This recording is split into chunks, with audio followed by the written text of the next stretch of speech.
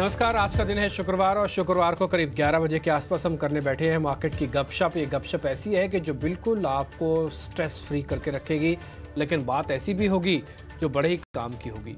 तो इसको इसी अंदाज में बनाने की हमारी कोशिश है ताकि आप सोमवार से लेकर शुक्रवार तक जो थकान आपके मन में आ जाती है, आपके दिमाग पे चढ़ जाती है, आपके शरीर पे हावी हो जाती है, इस थकान को धीरे धीरे करके ख़त्म किया जाए और एक हल्के फुल्के अंदाज के अंदर एक ऐसी बातें की जाएं जहाँ पे आपको काम की बात भी मिल जाए, लेकिन बिना हाय तौबा मचाए हुए। तो आज हम बात करने जा रहे हैं डिस्काउंट्स की। आपने कई बार डिस्काउंट्स के कॉलम बोर्ड हर जगह देश पे लगे हुए देखते होंगे, कपड़ों पे, साड़ियों पे, जूतों पे, हर जगह पर।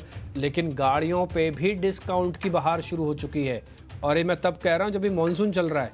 अभी दिवाली नहीं आई है, दिवाली पे होता तब तो बात ही अलग थी। तो दिवाली से पहले ही डिस्काउंट की बारिश आपको देश में देखने को मिल रही होगी, क्योंकि देश की कई कार कंपनियों ने अपने कई मॉडल्स पर बड़े डिस्काउंट देने का ऐलान कर दिया।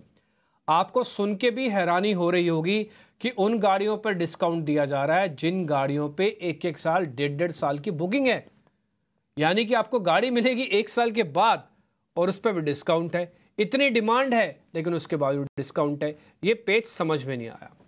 ऐसा क्या हुआ कि M&M को अपनी SUVs पे डिस्काउंट देना पड़ गया? M&M जो SUVs के लिए जाना जाता है, एक SUV मार्केट के अंदर उतार दे, भले रीडिफाइन करके भी उतार दे, उसकी भी बुकिंग ले आता है और उसके बाद भी वेटिंग पीरियड आ जाता है, लेकिन फिर भी उसको डिस्काउंट देना पड़ा।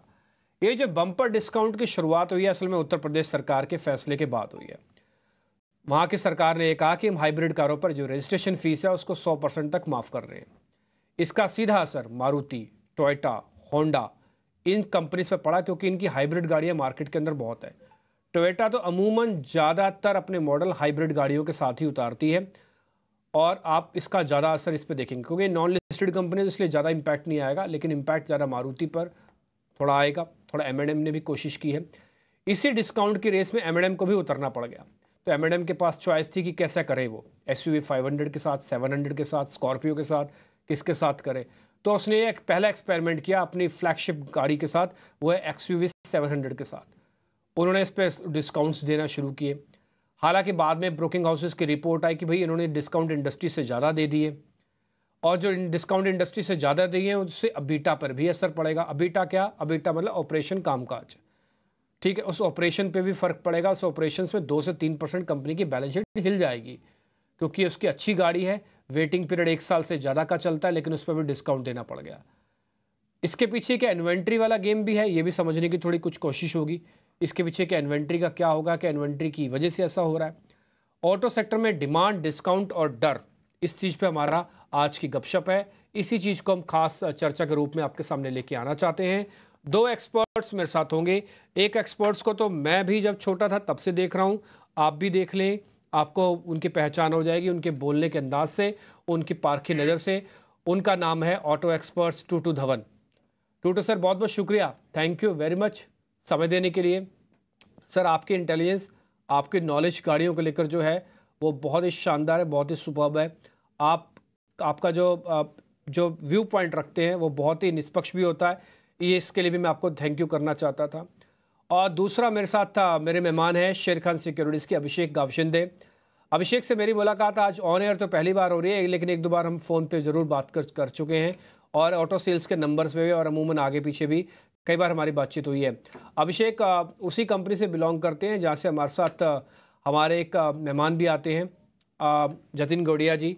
साथ ही मेरे एक और मेहमान भी हैं, मेरे एक दोस्त हैं, वो भी हमारे चैनल पे तो नहीं आते, किसी दूसरे चैनल पे आते हैं, बट वो भी शेर खान सिक्योरिटी से बिलोंग करते हैं। तो बहुत बहुत शुक्रिया, थैंक यू वेरी मच आप दोनों मेहमानों का। अच्छा लगेगा आपसे बातचीत करके। पहले तो टूटू सर, मैं आपके पास ही आना चाहता हूँ। ऐसा क्या हो गया कि सर M&M को डिस्काउंट देना पड़ गया, जिसकी बुकिंग 1 साल की चलती है, जिसकी मतलब वेटिंग 1 साल की है, डिस्काउंट देना पड़ गया हाइब्रिड गाड़ियों पे, वो भी 10% तक का। ये स्ट्रेटजी का हिस्सा है या फिर रिक्वायरमेंट था पॉलिसी के हिसाब से? आपकी बारी ऐसा लग रहा है कि जैसे कि दिवाली थोड़ी जल्दी आ गई है और इस करके डिस्काउंट ज्यादा मिलने शुरू हो गए हैं। बट असलियत में देखा जाए तो ये जो ऑटोमोबाइल की जो इश्यू है ये वर्ल्ड वाइड है। It is not only for India, ये वर्ल्ड वाइड में यही स्लो डाउन चल रहा है। चाइना में है, अमेरिका में है, यूरोप में है, सब जगह ऐसा स्लो डाउन चल रहा है। और इंडिया के अंदर तो अब खासतौर जबकि यूपी गवर्नमेंट ने हाइब्रिड गाड़ियों के ऊपर रजिस्ट्रेशन टैक्स बिल्कुल माफ कर दिया है, तो उसका थोड़ा सा इफेक्ट ज्यादा हिंदुस्तान में हो गया। Plus on top of that कि हमारी जो प्रोडक्शन है वो थोड़ी ज्यादा रही है, विजा विज जो टेक ऑफ होता है शोरूम से वो कम है। पीछे हमारी इलेक्शन थी, इस करके थोड़ा सा वो कम हुई सेल्स, और साथ साथ में जो हमारे बैंक के इंटरेस्ट हैं उस करके थोड़ा सा लोगों को डिसेंट हो गया। तो ये सारा कुछ कंबाइन होके एक बहुत बड़ा सा इश्यू बन गया फॉर द ऑटो मैन्युफैक्चरर, जिन्होंने प्रोडक्शन अपनी पूरी रखी है। और इस वक्त जो इन्वेंट्री है, आपको शायद पता ही होगा कि ऑलमोस्ट 5 से 6 लाख गाड़ियां पैन इंडिया में खड़ी हुई हैं डीलर्स के गोडाउन के अंदर और स्टोरेज में। तो ये अब इतना बड़ा इंटरेस्ट जो लूज कर रहे हैं उसको इनकैश करने के लिए there is no other way but to offer discount, और साथ साथ में पब्लिक को भी फायदा हो कि वो थोड़ी सी दिवाली पहले से ही अपनी मनानी शुरू कर दे। हाँ हाँ, नहीं बात तो सर आपकी ठीक है कि ये थोड़ा इन्वेंट्री वाला मामला भी है, ये बात भी सच है।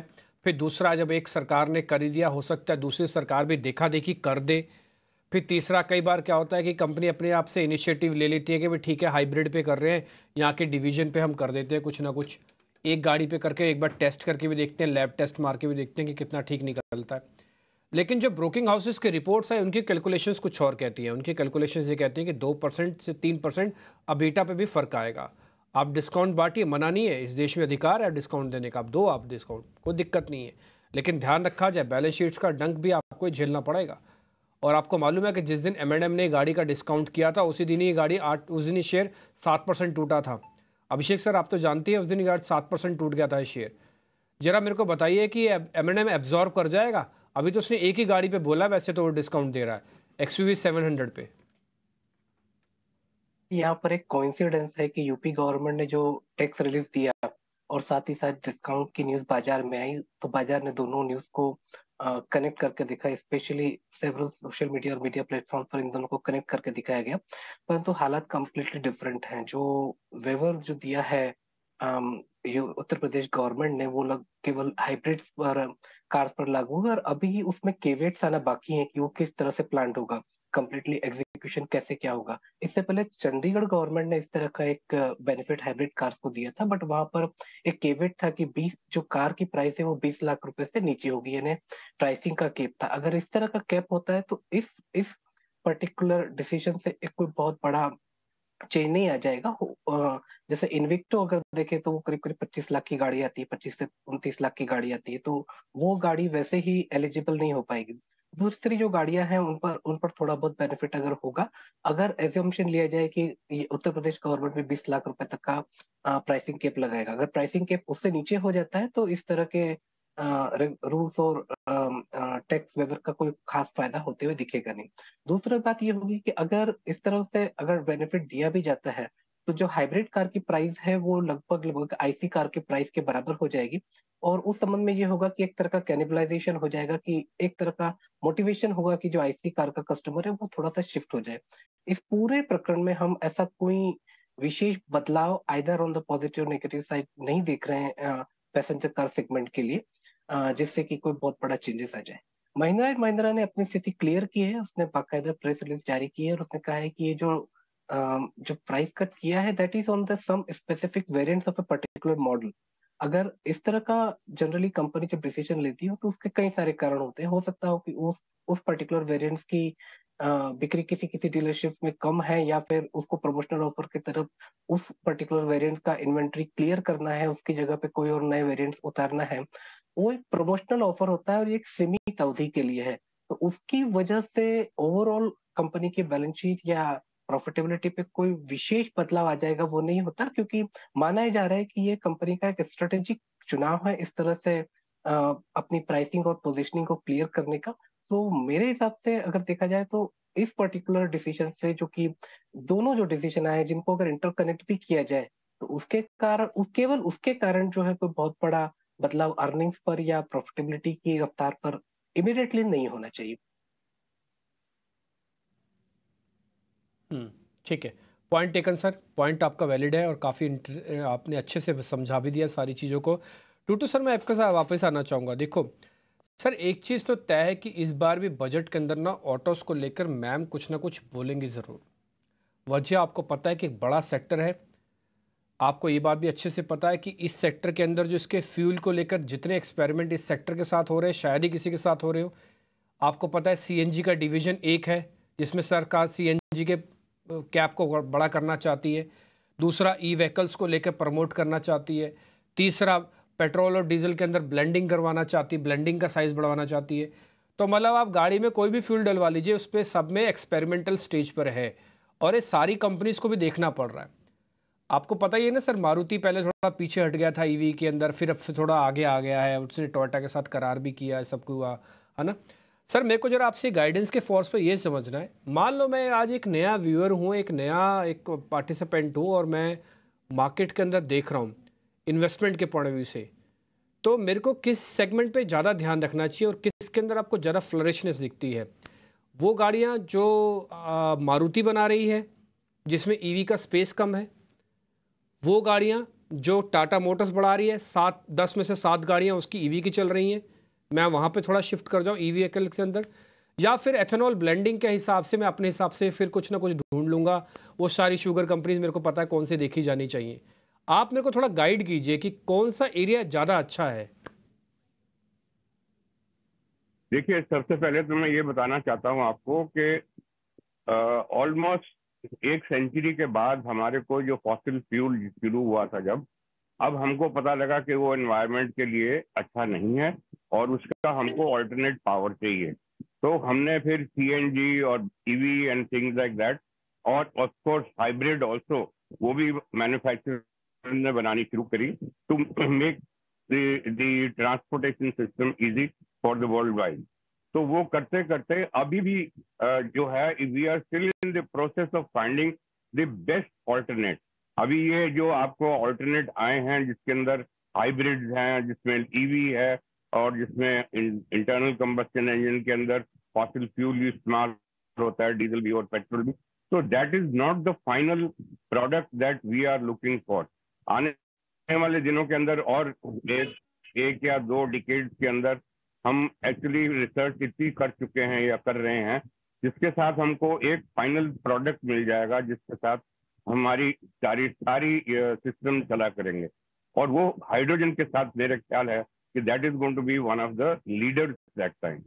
तो इस टाइम के ऊपर, जबकि एनवायरनमेंट का बहुत बड़ा इश्यू बन चुका है वर्ल्ड वाइड, ग्लोबल वार्मिंग बहुत जबरदस्त हो रही है, तो ये सारी चीजें इस वक्त देखते हुए अभी यही नतीजे पे हम आए हैं कि hybrid is probably the best alternate for the time being, क्योंकि जो हमारे जो ईवीज हैं उसके अंदर जो बैटरीज का डिस्पोजल है आफ्टर दे वर्न आउट, उसका बहुत बड़ा एक क्वेश्चन मार्क था, और वो उनको टॉक्सिक जो प्रोड्यूस होते हैं after the battery has lived its life, that are indisposable. वो आप कहीं नहीं फेंक सकते, ना जमीन में गाड़ सकते हैं, ना पानी में, ना आग लगा सकते हैं।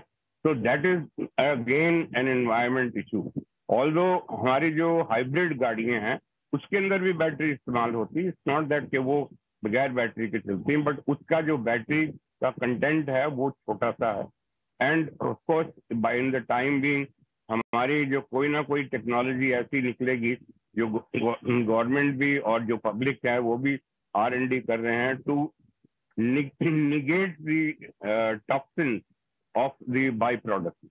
तो ऐसी टेक्नोलॉजी चलती जा रही हैं और ये चलती ही जाएंगी। हम एक ऐसा ही भगवान ने इंसान बनाया है जो हर वक्त कांस्टेंट माइंड उसका चलता रहता है टुवर्ड्स क्रिएटिविटी, तो ऐसी क्रिएटिविटी कुछ ना कुछ निकल आएगी when the time comes up.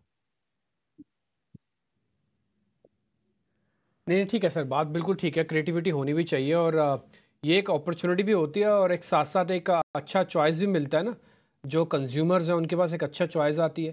अब आप देखो, आपके पास सीएनजी की चॉइस है, आपके पास ई व्हीकल्स की चॉइस है, आपके अगर पेट्रोल गाड़ी जब इस्तेमाल करते हो तो ब्लेंडिंग की अगर सरकार अच्छा कर देती है तो लोड कम पड़ेगा आपको भी पेट्रोल डीजल के दाम बढ़ते हुए नहीं दिखेंगे, इंटरनेशनल में बढ़े भी हैं क्योंकि ब्लेंड अच्छा हो रहा है। मैं वही आपसे पता करना चाहता था, हालांकि आपने भी कुछ ना कुछ ढूंढ ही रखा होगा, लेकिन जो 3 डिवीजन है, ईवी, ब्लेंडिंग वाला और तीसरा सीएनजी वाला, अगर आप इसमें से भी मेरे को 2-4 शेयर दे देंगे तो थोड़ा काम बन जाएगा, आसान हो जाएगा समझना। अगर सीएनजी पर देखें तो टाटा मोटर्स और मारुति ने अच्छा खासा काम किया है। अगर टाटा मोटर्स का बियॉन्ड पीवी अगर देखें तो सीवी सेगमेंट में भी सीएनजी में अच्छा खासा कंट्रीब्यूशन जो है ट्रक सेगमेंट में टाटा मोटर्स का सीएनजी से आता है। अगर सीएनजी में अगर नेटवर्क का एक्सपेंशन होता है और बहुत ज्यादा अगर ग्राहक जो है सीएनजी को पसंद करने लगते हैं तो उसका फायदा तकरीबन दोनों कंपनीज को, टाटा मोटर्स और मारुति को होना चाहिए। दोनों कंपनी पे हमारी बाय रेटिंग है। इसके अलावा आपने ईवीज पर कहा तो ईवीज में तो क्लियरली टाटा मोटर्स जो है वो market leader, almost 70% plus market share Tata Motors के पास इस समय है। और महिंद्रा एंड महिंद्रा के लिए एक्सपेक्टेशन है कि वो अपना बॉर्न ईवी प्लेटफॉर्म जो है अर्ली 2025 में लॉन्च करेगा। तो करंटली अगर देखें तो ईवी प्ले अगर किसी को करना है, स्पेशली तो पीवी सेगमेंट में अगर करना है, तो वहां पर टाटा मोटर्स हमारी पहली पसंद होगा। और सीएनजी अगर के लिए देखें तो टाटा मोटर्स और मारुति दोनों जो है हमारी उस क्षेत्र में पसंद होगी। ठीक है, एक सेगमेंट सर मैं थोड़ा एथेनॉल वाले पे भी आपसे आप पता करना चाहता अभिषेक। अब क्योंकि एथेनॉल तो ब्लेंड होगा पेट्रोल डीजल के अंदर, मैं आईओसी बीपीसीएल को तो क्रेडिट नहीं दे सकता क्योंकि उसके अंदर तो ब्लेंडिंग होने जा रही है, लेकिन जो ब्लेंडर्स हैं जो बना रहे हैं इसको, उसमें सारी शुगर कंपनीज इन्वॉल्व हैं। आपको पता है सर, शुगर कंपनीज खुद कहते हैं हमको शुगर कंपनीज ना बोला जाए। अब तो हम तो एनर्जी कंपनीज में कन्वर्ट हो चुके हैं। देश के ट्रांसपोर्ट मिनिस्टर भी यही कहते हैं कि शुगर कंपनीज को शुगर कंपनीज ना बोला जाए, वो तो एथेनॉल बनाने वाली कंपनीज है। तो सर आप मेरे को जरा शुगर कंपनीज का थोड़ा गाइडेंस दे सकते हैं कि कौन बेनिफिशियरी हो सकता है, अगर आपकी रिसर्च लिस्ट के अंदर है तो। Fortunately I am not tracking the sugar sector actively, so मैं उस पर अपनी बात नहीं कह सकता हूँ। बट हालांकि इसमें ये जरूर कहा जा सकता है कि एक तरह से जो एक्सपेरिमेंट्स जो है वो इंडिया में चल रहे हैं, गवर्नमेंट का भी काफी सारा पुश है। और ओईएस में भी जो पहले जो एक रेजिस्टेंस था कि कैसे ब्लेंडिंग होगी या कितना होगा क्या होगा, उस पर एक एक amicable discussion with the government जो है that is going on. But due to the compliance reason I am not tracking the sector, तो मैं उस पर कंप्लीटली कुछ बोल नहीं सकता। नहीं नहीं ठीक है, बात आपकी बिल्कुल ठीक है सर, उस पर अगर कवरेज नहीं है तो फिर आप ना भी बोलें, वो ठीक ही है। लेकिन हाँ एक चीज़ यह है कि शुगर कंपनीज़ को जो एथेनॉल का बेनिफिट आ रहा है वो बहुत अच्छा आ रहा है। बीच में ये तय हुआ था कि एथेनॉल ज़्यादा बना रहे थे, सरकार ने फिर कैपिंग कर दी, प्रेफरेंशियल डाल दिया, भी आप इतना एथेनॉल मत बनाओ, थोड़ा शुगर तो करो, क्रिएट तो करो। फिर सरकार ने एक्सपोर्ट्स का बैन किया हुआ है। अभी मार्केट में खबर ये है कि एक्सपोर्ट्स के बैन में रिलीफ आ सकती है क्योंकि इन्वेंट्री पड़ी हुई है, उससे 30% उनको बेनिफिट आ जाएगा। ये मैं शुगर की बात इसलिए जो आप भी सोच रहे होंगे कि कहाँ हम ऑटो के शो में शुगर को चल जाएंगे, लेकिन करें क्या सर। अब मैंने आपको बताया ना, शुगर नहीं है, वो एथेनॉल की कंपनी से हो चुकी है। एथेनॉल एक मेन फ्यूल है और सरकार चाहती है 25% ब्लेंडिंग उसमें करना चाहती है। खैर नहीं हाउ, अब थोड़ा सा मैं और आगे निकलता हूँ। टोटो सर एक चीज़ बताइए, ये जो अभी डिस्काउंटिंग हुई है, और जैसे अभिषेक भी बता रहे थे कि एक टाइम हो सकता है ऐसा भी आए अगर ज़्यादातर स्टेट्स और ज़्यादातर गाड़ियों पे ये जो डिस्काउंटिंग कर दी जाए तो हाइब्रिड जो है वो पेट्रोल इंजन के बराबर हो जाएगा, तो शिफ्ट होगा। आपको लगता है कि ज़्यादातर गाड़ियों पे ये एक्सपेरिमेंट करेंगे, जैसे अभी M&M ने XUV 700 भी किया है, आगे सभी पे कर सकता है, ये तो टाटा मोटर्स भी कर सकता है, ये तो M&M भी करेगा और माफ कीजिए मारुति भी करेगा। तो हाइब्रिड का जो एक नॉच ऊपर होता था वो खत्म हो जाएगा, वो गैप। देखिए, जैसे ये अभी डिस्काउंट का शुरू हुआ तांता यूपी गवर्नमेंट की तरफ से, मेरे को तो लगता है कि बाकी की गवर्नमेंट जो हैं वो भी जरूर सोच विचार करेंगी और वो भी ऐसे डिस्काउंट ऑफर करना शुरू कर देंगी। उसके अलावा गवर्नमेंट का अभी बजट आने वाला है कुछ ही दिनों के अंदर। मेरा अपना ख्याल है कि गवर्नमेंट की तरफ से भी कुछ टैक्सेस थोड़ा सा रिलीफ मिलने वाली है। 28% टैक्स के ऊपर साथ साथ में सेस भी लगती है 15% की लगभग। तो आई एम क्वाइट पॉजिटिव कि गवर्नमेंट की तरफ से कोई ऐसा इनिशिएटिव आएगा जिसके साथ थोड़ा सा मार्केट को और ज्यादा बूस्ट मिलने वाला है। और जो हाइब्रिड की गाड़ी की बात आप करें तो I think that is one of the best alternate for a consumer today. चाहे वो 1000 किलोमीटर चलाता है, चाहे वो 5000 किलोमीटर चलाता है एक महीने के अंदर, उसको तो सेविंग ही सेविंग है। क्योंकि जो हाइब्रिड गाड़ियां हैं वो पहले 30 से 40 किलोमीटर लगभग ऑलमोस्ट फ्री चलती हैं, सिर्फ बैटरी पावर के ऊपर चलती हैं। उसके बाद फिर दी इंजन किक्स इन और वो कंजम्पशन शुरू करता है, विद द रिजल्ट कि हमारी पर लीटर जो माइलेज है that goes up from almost 20 kilometre से 30 से 40 किलोमीटर तक पहुंच जाती है। तो ये ऑब्वियसली गवर्नमेंट कंज्यूमर के लिए बेटर है। और साथ साथ में सोने पे सुहागा ये है कि जो उनको टैक्सेस कम करके उसकी वैल्यू उतनी ही आ जाए जितनी इंटरनल कम्बस्शन इंजन की गाड़ी मिलती है, तो व्हाई नॉट। तो उसके साथ बहुत बड़ा बूस्ट मिलने वाला है, पर वो कितनी देर चलेगा या उसके ऑल्टरनेट पावर आने तक क्या होने वाला है, तो that time will only tell. ठीक है सर, डन। खैर ये पॉइंट तो ठीक है, लेकिन ये बात भी सही है, आप ये कह रहे हैं कि दूसरी स्टेट भी कहीं ना कुछ करेंगी ज़रूर, और ख़ासकर दिल्ली एनसीआर जहाँ पे गाड़ियों का पूरा जमावड़ा, सबसे ज़्यादा गाड़ी यहीं पे है। शायद हो सकता है दिल्ली सरकार अपने आप में कोई फ़ैसला ले, या हो सकता है कोई हरियाणा सरकार अपने आप में फ़ैसला ले। दूसरा, महाराष्ट्र में भी हो सकता है, ये बेंगलुरु में भी किया जा सकता है। तो जहाँ पर लग रहा है कि वॉल्यूम बहुत ज़्यादा है और छोटा मोटा एक्सपेरिमेंट किया जा सकता है, वो ज़रूर होगा, ताकि वहाँ पे हाइब्रिड की गाड़ियों को और बेचा जा सके। ठीक है सर, बहुत बहुत शुक्रिया, थैंक यू वेरी मच। टूडू सर बहुत बहुत शुक्रिया, थैंक यू वेरी मच, आपने आज टाइम निकाला। अभिषेक सर आपका भी बहुत बहुत शुक्रिया, थैंक यू वेरी मच, आपने टाइम निकाला। और हल्के फुल्के अंदाज से आपसे सारी इन्फॉर्मेशन हमें मिल ही गई आखिरकार, आपके इंटेलिजेंस, और ये हमारे बेहद काम आने जा रही है। बहुत बहुत शुक्रिया sir, thank you very much. फिलहाल इस कार्यक्रम से भी इतना ही, नमस्कार।